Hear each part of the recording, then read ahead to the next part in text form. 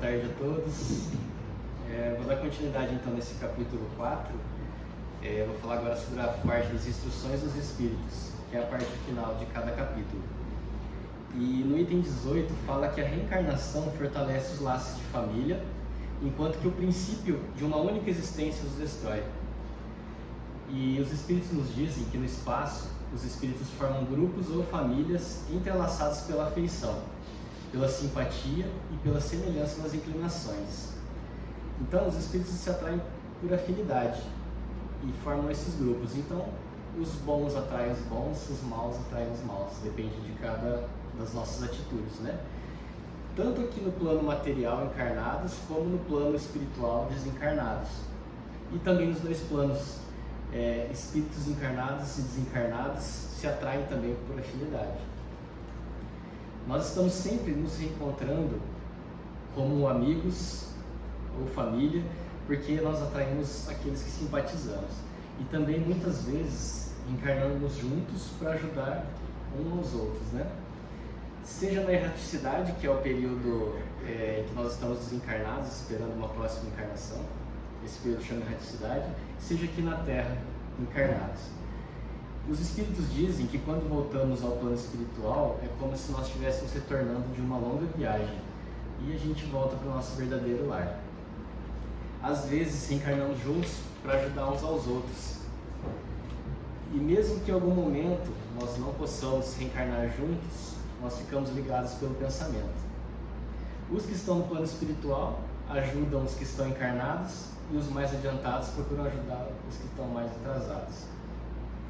E nesse vai e vem, nessa jornada rumo ao progresso, no caminho da evolução, da perfeição, nós vamos conhecendo mais pessoas, nos afinizando com elas e aumentando essa família espiritual. E dentro desses grupos, às vezes nós viemos como pais, às vezes como filho, às vezes como irmãos, amigos, mas estamos sempre ligados uns aos outros. Por isso, muitas vezes, nos damos tão bem com algumas pessoas, mais do que nos damos bem com a nossa família. Às vezes, os amigos são mais do que os nossos irmãos para nós, né?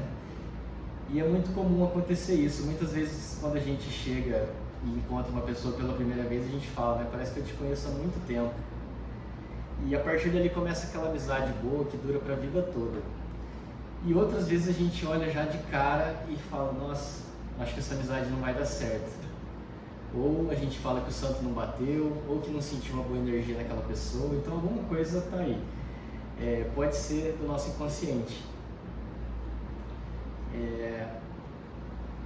No item 19, diz assim: a união e a afeição que existe entre os parentes são os indicativos da simpatia anterior que os aproximou.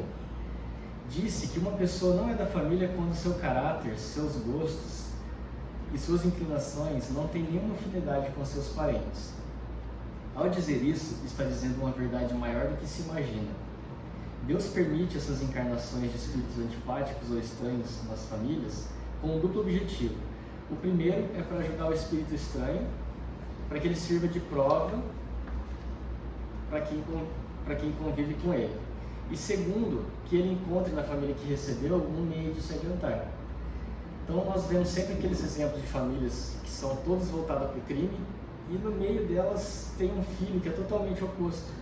Ele faz tudo certo, ele é honesto, ele se dá bem na vida sem dar prejuízo para ninguém, no meio de uma família que faz tudo errado. E o contrário também, tem aquela família que todos são de bem e um é um rebelde, um dos filhos só é um rebelde e criminoso. Então essa pessoa está ali para aprender a progredir moralmente. Ela nasce no meio de uma família diferente dela e também para servir de ferramenta para os outros familiares, né? Para que eles possam trabalhar o amor, a paciência, a caridade, o perdão e todas as virtudes que Jesus nos deixou.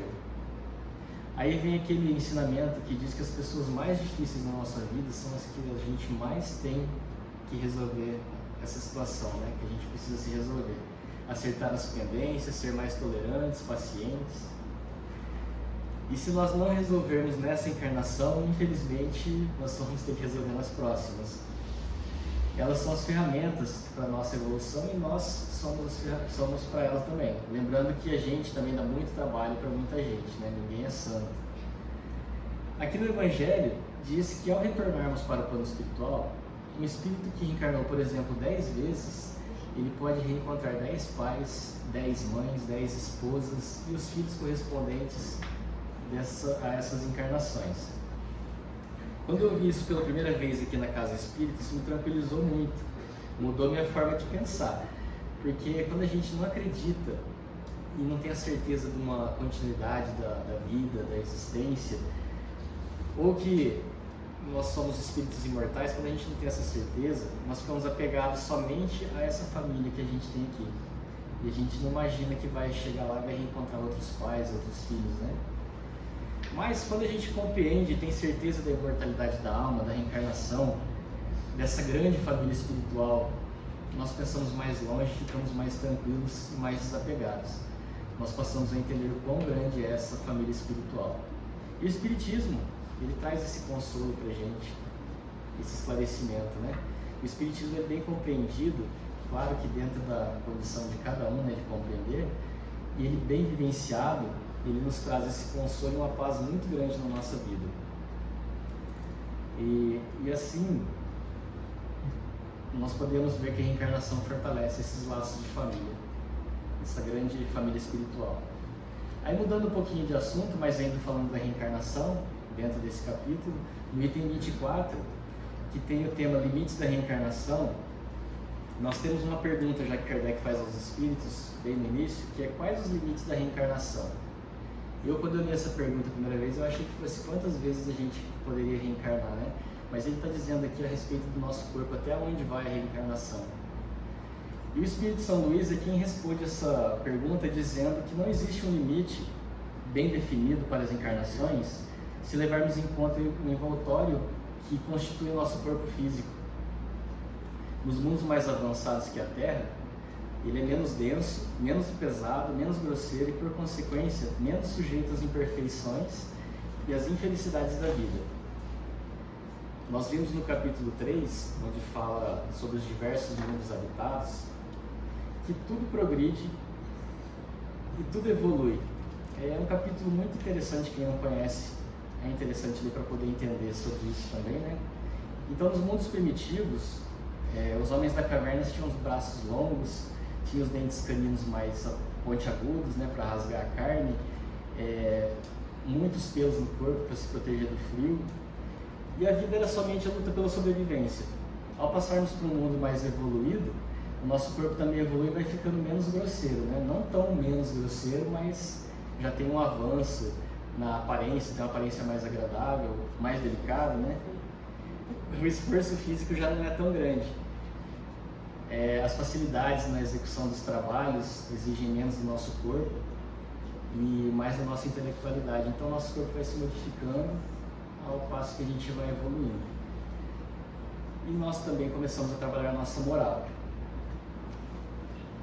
Então, à medida que nós, através dos nossos esforços, vamos evoluindo, desapegando das coisas materiais, nós vamos ficando mais leves. Continuando a leitura, o espírito se reveste de acordo com o mundo que é chamado a viver. E num grau mais elevado, ele é transparente e quase fluídico.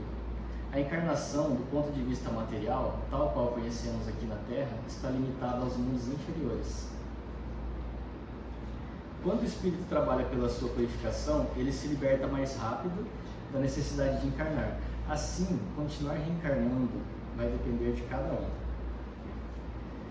Então é isso, nós ouvimos muito do doutrina espírita que só depende de nós mesmos, né? Trabalhar a nossa reforma íntima, olhar para dentro de nós, como a Angelita estava falando, trabalhar nossas imperfeições, ao invés de ficar apontando as imperfeições dos outros, né?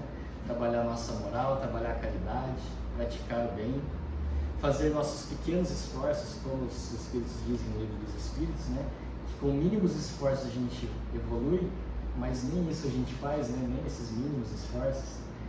Lembrando que também, que todo esforço que a gente fizer, mesmo que a gente não consiga mudar, mas se a gente está tentando, isso vai ser levado em conta. Era isso que eu queria passar para vocês. Agora a gente vai para a terceira parte do nosso trabalho. Não cuidar da vida dos vizinhos. Sempre olhando para nós mesmos, né? Então eu convido vocês para a prece final. Vamos sentar de forma confortável na cadeira. respirar bem fundo, levando o nosso pensamento a Deus, ao nosso Mestre Jesus.